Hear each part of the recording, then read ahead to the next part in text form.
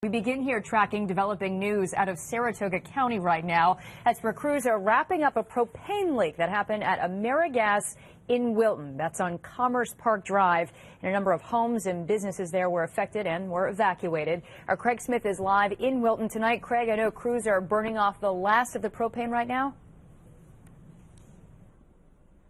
Yes, Dory, that's the last of 17,000 gallons of propane you see burning off behind me.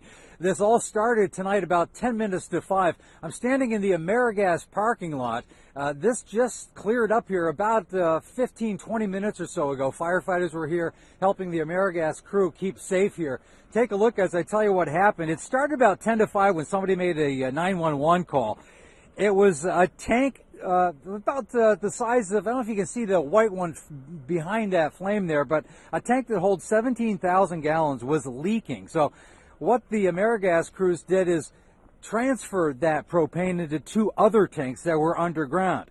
Now, in the meantime, they needed to get people out of here just in case there was a catastrophe. So they put the word out to get people out of here just to be safe. We spoke to the fire chief, the Wilton Fire Chief, Bill Morgan, earlier tonight. He told us how this affected people in that area by Ballard Road. About 140 people were notified by reverse 911 that there was an emergency to evacuate. Anybody within 1/2 mile of the scene was evacuated. They were calling people beyond that just to let them know what was going on, but they were fine. How was it first picked up? I believe the workers were in the yard putting their trucks up, doing their normal filling, and when they stopped filling the tank, it wouldn't shut off. They saw the leak. Propane leaks a cloud. You can see it, and it's very obvious when they get out in their backyard.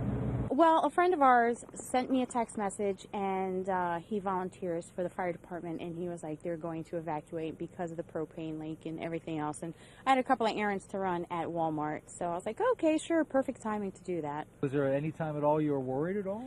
Yes, there was a few times when they said that they were asking residents to evacuate that were close to the area. I was kind of concerned, like, did they have it under control or what their plan was?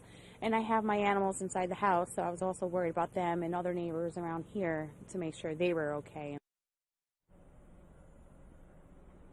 That evacuation order was in effect for about 5 hours tonight.